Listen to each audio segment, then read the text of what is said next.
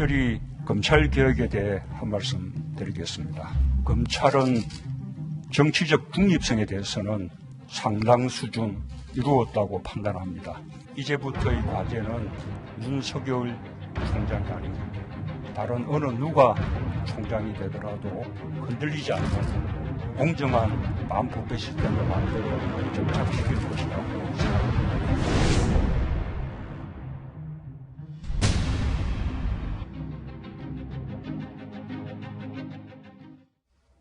네, 방금 들으셨지만 문재인 대통령이 윤석열 총장 바로 면전에서 윤석열 총장이 아니더라도 이 말을 했습니다. 이현종 의원님. 네.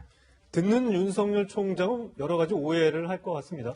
그러니까 어떤 면에서 보면 좀 여러 가지 어떤 해석이 좀 교차될 것 같아요. 왜냐하면 이 회의는 원래 지난주에 이제 30일 날 열리기로 돼 있었는데 문재인 대통령 모친상 때문에 연기가 돼서 열렸습니다.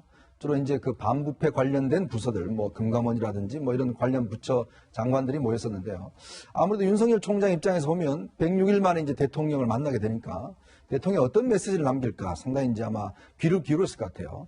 근데 이제 여기서 대통령이 말씀하신 거 보면 윤석열 총장이 아니더라도 어떤 반부패 시스템을 만들어 달라 이 이야기는 뭐냐면 한편으로 보면 윤 총장이 잘하고 있다는 의미로도 해석은 될 수는 있을 것 같습니다. 왜냐하면 윤 총장은 잘하고 있으니까 윤 총장이 아니더라도 다른 사람도 할 수 있도록 시스템을 지금 만들어 달라는 의미로 해석될 수가 있겠고 네. 또 하나는 굳이 왜 윤 총장이 아니더라도라는 이야기를 했을까라는 부분이거든요. 그만해도 된다 뭐 저는 이렇게 들리기도 해요. 그러니까 지금 뭐 윤 총장이 이제 취임한 지가 이제 100일 간 넘었습니다. 네. 그리고 이 메시지는 문재인 대통령이 그냥 즉석에서 한 게 아니고 이미 다 적어 와서 어떤 면에서 보면 읽은 거 아니겠습니까? 그렇다면 여기 여러 가지 좀 뉘앙스가 좀 포함이 되어 있는 것 같아요. 아마 윤 총장도 이걸 어떻게 해석해야 될까? 문제는 사실은 근데 뭐 문재인 대통령이 윤 총장을 해임시킬 수 있는 방법은 별로 없습니다. 왜냐하면 검찰총장은 일단 검사와 같은 어떤 신분적 보장을 하기 때문에 네. 2년 동안은 임기가 보장이 돼 있거든요. 네. 그러니까 어떤 면에서 보면 심각한 결격 사유가 없는 이상은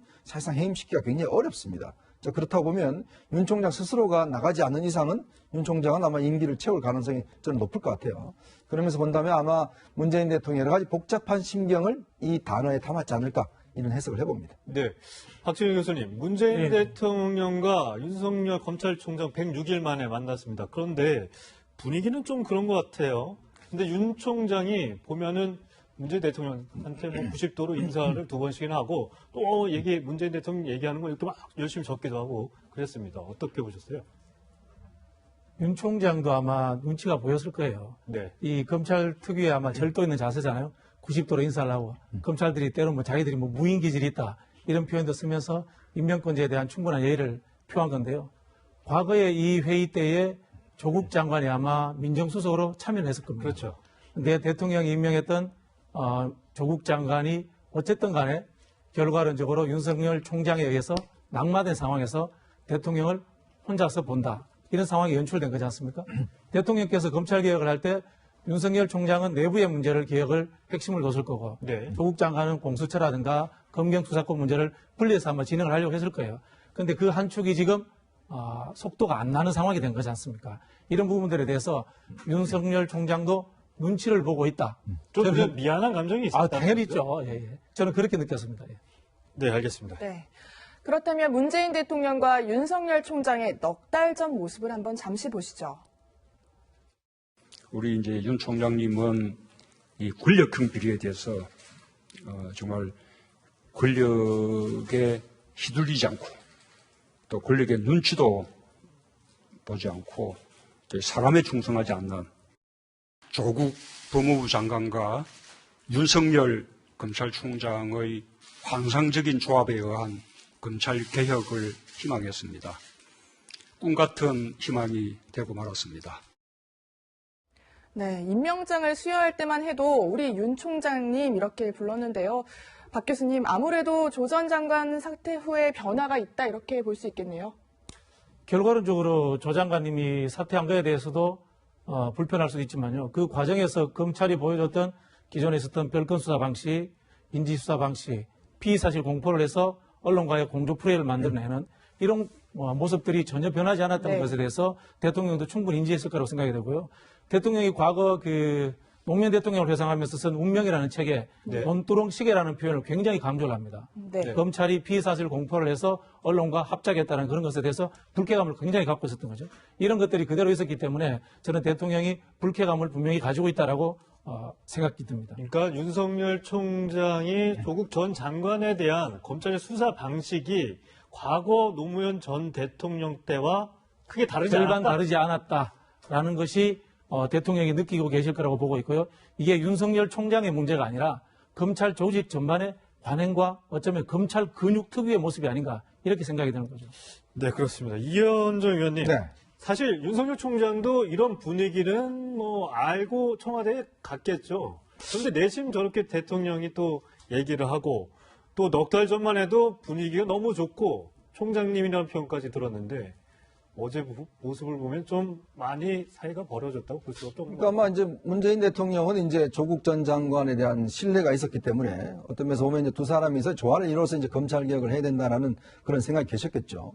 근데 저는 어제 문재인 대통령의 표정을 보면서 예전하고 많이 달라졌지 않습니까? 저는 문재인 대통령은 메시지를 표정으로 많이 읽는다고 참모들이 이야기를 합니다.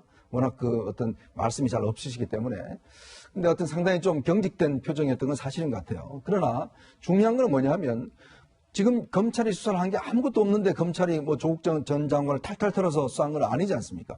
조 전 장관의 여러 가지 혐의가 드러났고 그것이 어떤 면에서 보면 검찰이 수사를 한 것인데 자, 그것에 대한 어떤 본질적인 문제. 지금 어떤 면에서 보면 그럼 검찰이 어떻게 수사를 하는 겁니까? 그럼 예를 들어 혐의가 있는 사람에 대해서 그러면 지금 같은 방식으로 압수수색이라든지 어떤 피의자 소환이나 이런 방식 말고 다른 방식으로 수사할 방법이 있습니까? 자, 그러면 검찰은 검찰대로 현재 있는 방법을 가지고 수사를 한 겁니다. 예. 제가 볼 때는 특별히 예를 들어서 조 전 장관에 대해서 무리하게 수사했다고 보진 않아요. 왜냐하면 이 혐의 자체가 워낙 많고 더군다나 조 전 장관은 살아있는 권력입니다. 자, 살아있는 권력을 검찰이 수사할 때 여러 가지 어려움이 있겠죠. 뭐 아시겠지만 강기정 정무수석이 뭐라고 그랬습니까?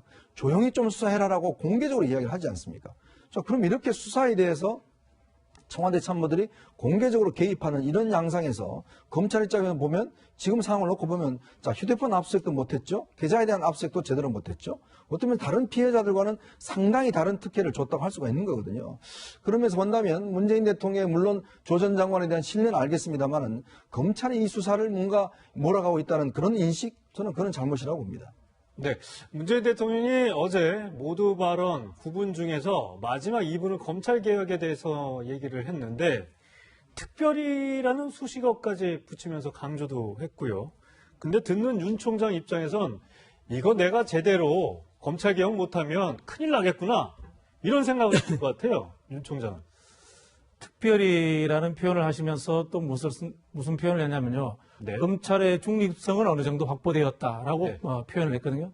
이게 뭐냐면은 검찰이 권력으로부터 중립성을 확보되었기 때문에 이제는 검찰의 과도한 권한을 분산해야 된다라는 향후의 과제를 제시한 거다 이렇게 말씀을 드리겠습니다. 네. 그게 뭐냐면은 결국은 공수처와 검경 수사권 조정 문제인데요. 일부 야당에서 공수처가 그 권한이 과도하다, 집중된다 이런 이야기를 하지 않습니까? 현재 사실 검찰이 가지고 있는 것이 과도한 것을 다 가지고 있습니다. 기소권, 수사권, 수사지휘권 다 갖고 있기 때문에 누구나 털면 털미는 세상이에요. 지금 조직이 얼마나 비대합니까? 검사가 2,000명이 있죠. 그다음에 아마 제가 대략 알기로 검찰 수사관이 한 10,000명 가까이 육박하는 걸로 알고 있습니다. 예. 엄청난 조직이 있습니다. 그리고 특활비를 쓰고 있습니다. 여기서 인지수사, 정보수사 이런 것들을 하면은 대한민국 국민 누구나 털릴 수 있는 세상이에요. 이런 부분에 있어서 앞으로의 검찰개혁의 방향이라는 것이 검찰 내부의 관행을 넘어서 가지고 검찰의 권한을 다른 조직과 나누는 것. 그래서 국민들의 선출된 사람이라든가 민주적 통제에 의해서 이 검찰이 수사를 진행할 수 있도록 하는 것. 이런 방향으로 가야 된다는 말씀을 하신 것 같습니다. 네. 네. 오늘 문 대통령이 임기 반환점을 맞이했는데요. 내일은 여야 5당 대표와 만찬을 가진다고 합니다. 분위기가 어떨지 벌써 궁금한데요. 지난 7월 회동 때 모습은 어땠는지 한번 보시죠. 오랜만에 봤습니다. 여기에 세 번째 대표 중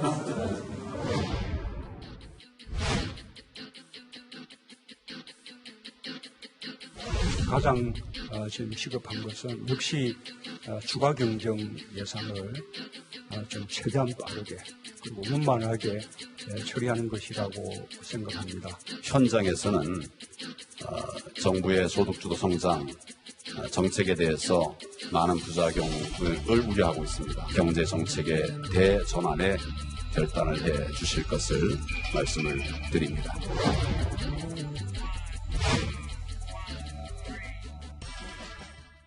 네, 지난 7월의 모습인데요. 황교안 대표, 좀 여야 대표들이랑 어색해 보였어요. 박 교수님, 내일은 좀 어떨까요? 황교안 대표님이 아무래도 정치적으로 좀 초짜이다 보니까 사전에 충분한 협상이라든가 이런 것들을 참모들을 통해서 합의를 이루어내지 못하고 가는 경향이 있으신 것 같아요. 비판할 내용들도 사실은 사전에 전달해 줄 필요가 있습니다. 네. 그리고 구체적으로 요구를 해야 됩니다. 그리고 야당이 따낼 것도 분명히 가지고 가야 되고요. 과거에 보면은 뭐 사면이라든가 경제정책의 전환이라든가 이런 것들을 사전에 적당히 합의가 된 상태에서 같이 발표하게 됐어요. 이런 모습들을 보이는 게 사실은 수권 야당으로서의 모습이라고 생각이 들고요. 네. 정부 쪽도 좀 더 적극적으로 야당과 사전 협의를 통해 가지고 국민들에게 좀 더 포용적이고 통합적인 모습을 보이는 그런 준비를 할 필요가 있다. 이런 생각이 듭니다. 어쨌든 뭐 과거 넉 달 전에 황교안 대표의 모습과 지금 넉 달 후에 내일의 모습은 분명히 다를 것 같다는 생각도 좀 드는데 이현정 의원님, 네. 내일 황교안 대표와 문재인 대통령이 지난 7월처럼 별도로 만날까요? 그리고 어떤 얘기를 좀 할 것으로? 근데 뭐 몇 초 만났지 않습니까? 네. 근데 뭐 별다른 이야기가 있었겠습니까? 저는 아마 내일도 어떤 면에서 보면 그냥 의례적인 만남 그 이상은 기대하기 힘들 것 같습니다. 왜냐하면 지난번 모임 때도 문재인 대통령은 사실 황교안 대표가 여러 가지 요구를 했는데 계속 추가 경정 예산만 이야기를 했다고 그래요. 그런 걸 보면 결국 뭐 다른 이야기는 안 듣겠다는 이야기 같습니다. 또 황교안 대표 입장에서 보면 지금 딱히 어떤 면에서 보면 정부 측에 지금 여러 가지 요구해야 되는 것 자체가 결국 정책 전환과 인사 쇄신인데 뭐 지금 문재인 대통령이 그걸 저는 받아들이라고 생각을 하지는 않습니다. 왜냐하면 또 이런 그 만남이 있기 전에는 예. 보통 이제 정무수석이 중심이 돼서 여야의 어떤 물밑 협상을 통해서 어느 정도 선에서 어떤 뭐 합의상을 내자라는 게 합의가 될 텐데 뭐 아시겠지만 강기정 수석 저렇게 버럭 야당 원내대표한테 소리 질러서 일체 만나지 않은 상황이니까 사실은 여야 간에 지금 창구 자체도 없습니다. 그럼 왜 만나서? 그러니까 결국은 지금 만남 자체는 이제 지난번에 모친상에 왔던 그것에 대한 이제 답례 차원 저는 그 이상 그 이하도 아니라고 식사 보거든요. 한번 모시는 그렇죠. 거다. 뭐, 어머님 네? 이렇게 오신 거 감사하다. 그렇죠. 원래 이렇게 5당 대표와 대통령이 만나면 사실은 이제 물밑 조율을 통해서 그래도 국민들한테 특히 이번 만남이 중요한 게 뭐냐면 문재인 대통령 임기가 사실 오늘로 절반을 딱 지난 시점입니다. 네. 그리고 이제 후반기가 시작되는 시점이에요. 네. 그리고 이제 정기국회에 이제 예산안 처리가 앞두고 있는 시점이겠죠. 그렇다면 어느 정도 여야 간의 어떤 요구 사항들에 대해서는 절충을 하고 야당이 요구하는 부분에 대해서도 좀 뭔가 이야기가 있어야 되는데 저는 지금 청와대의 태도를 보면 어제 아시겠지만 국감장에 나왔던 비서실장이나 안보실장의 태도를 보면 저는 뭐 전혀 양보할 것 같지 않습니다. 그리고 그건 아마 대통령의 의중이겠죠. 그런 상황을 본다면 내일의 모임은 국민의 기대와는 달리 저는 별반 성과 없이 끝나지 않겠는가 그런 예상을 해봅니다. 네. 네. 내일은 대통령과 5당 대표의 만찬과는 별개로요. 낮 3시에 노영민 비서실장, 김상조 정책실장, 정의용 안보실장 이 세 분의 실장의 기자 간담회가 있다고 합니다. 박 교수님, 좀 어떤 이야기들이 나올 걸로 예상하십니까? 국면 전환을 위한 뭐 정책 기조의 변화 이렇게 볼 수 있을 것 같은데요. 저는 전반적으로 경제에 대해서 집중하는 모습을 보이실 거라고 이렇게 예. 생각이 들고 있습니다. 지금 우리 정부가 이제 반환점을 돌았는데요. 실제로 국민들이 체감하는 지표는 뭐 사실 좀 그런 면이 있습니다만 네. 거시 경제 지표는 나쁘지 않아요. 그런데 역으로 또 이 세계 글로벌 경기는 어쨌든 간에 하향 곡선으로 가고 있고 이런 부분에 있어서 이 경제의 펀더멘탈을 강하게 하기 위해서 우리가 중장기적으로 어떤 정책을 해야 될 것인가 이런 것들에 대해서 설명하는 자리가 될 것 같고요. 더불어 가지고도 예산 문제에 대해서도 구체적으로 설명을 하는 자리가 될 것 같습니다. 내년 예산 관련. 그렇죠. 특히 그 혁신 성장 문제라든가 스마트 팩토리 등 이 산업 구조 조정에 대해서 예산이 어떻게 편성되었다 이런 설명들을 좀 길게 하지 않을까 이런 예상이 듭니다. 박 교수께서는 지금 문재인 정부 이제 반환점을 돌았는데 전반기 문재인 정부에서 가장 잘한 건 뭐라고 보십니까? 어쨌든 간에 이 전쟁 위기의 상황은 넘어섰다는 측면에서 남북 관계가 평화 국면에 들어섰다는 점에서 좀 점수를 줄 수 있고요. 네. 그 다음에는 며칠 전에 한 2주 정도 된 거죠. 포춘지에 이 경제 정책을 잘한 지도자가 누구냐 문재인 대통령이다 이렇게 실렸어요. 내용의 핵심이 뭔가 하면은 네. 기본소득을 올렸다는 거예요. 그리고 재벌들과의 관계에서 네. 적절한 비판과 화합을 하고 있다 이런 이야기를 했단 말이에요. 이거는 뭐냐면은 글로벌 경제의 하강 국면 속에서 중장기적으로 한국 경제가 다시 성장할 수 있는 도약을 만들기 위해서 이 펀디멘탈을 튼튼하게 하고 있는 작업들을 하고 있다. 네. 이런 이야기인 것 같아요. 네. 야당에서 뭐 또 무분별하게 비판하지 마시고 이 부분에 대해서는 같이 좀 호흡을 맞춰줬으면 좋겠다 이런 생각이 듭니다. 네, 이현정 의원님 하실 네. 말씀이 있는 것 같습니다. 근데 저는 이해가 안 되는 게 내일 사실은 이 3실장이 기자회견을 한다는 것 자체가 이해가 안 됩니다. 왜 내일 일요일이잖아요. 네. 그리고 이 중요한 기자회견을 왜 일요일에 합니까? 예를 들어서 이게 어떤 면에서 보면 전국에 여러 가지 어떤 파장이 있을 텐데 평일에 해야죠. 그리고 또 이 회장이 회견이 있고 난 다음에 바로 여야 대표 만찬이 있어요. 예. 자, 그러면 예를 들어서 이 회의에 나왔던 이야기들이 결국은 국민들 앞에 다 이야기해 놓고 또 여야 대표 만찬을 한다? 이거 자체가 맞지가 않는 것이고. 그리고 지금 어떤 면에서 보면 이 중요한 반환점을 도는 시점에 저는 문재인 대통령이 직접 국민들하고 한테 나와서 설명해야 되는 국면이 아닌가 하는 생각이 듭니다. 자, 생각해 보십시오. 2017년 5월 10일 날 문재인 대통령이 취임식에서 뭐라고 이야기했습니까? 모든 사안이 생기면 직접 국민들 앞에 가서 설명도 하고 하겠다라고 본인이 약속을 했지 않습니까? 근데 지금까지 문재인 대통령 기자회견 몇 번 했습니까? 단 3번 했습니다. 자, 근데 저는 그래서 이런 중요한 어떤 이 국면이 바뀌는 시점에 그동안 많은 여러 가지 의혹이 있었죠. 조국 사태가 2달 동안 진행돼 왔죠. 원래 경제 성장률 이제 1%대라는 전망들이 나오고 있지 않습니까? 뭐 경제 잘했다고 이야기하는데 과연 국민들이 그걸 실제로 체감을 하실까요? 저는 그렇지 않다고 봅니다. 자, 북미 관계, 그다음에 남북 관계 어떻게 돼 있습니까? 지금 엄청나게 어려운 국면에 지금 돼 있지 않습니까? 미국이 지금 잇따라서 많은 사람들이 와서 방위부분단 협상에 대해서 우리가 정부를 압박하고 있는 상황 아니겠습니까? 그러면 대통령이 직접 나서서 국민들한테 상황을 설명을 하고 동의를 얻고 힘을 얻어가야 되는데 저는 저 세 명의 실장이 나와서 무슨 이야기를 할지 다 각자 다른 사안이에요. 모든 국정 전반에 대해서 한다는 것 자체가 지금 상황에는 적절치 않다는 생각이 듭니다. 네, 알겠습니다. 같은 사안을 두 분이 전혀 반대로 보시는 것 같습니다. 이 시간 한행키 두 번째로 넘어가 보도록 하겠습니다.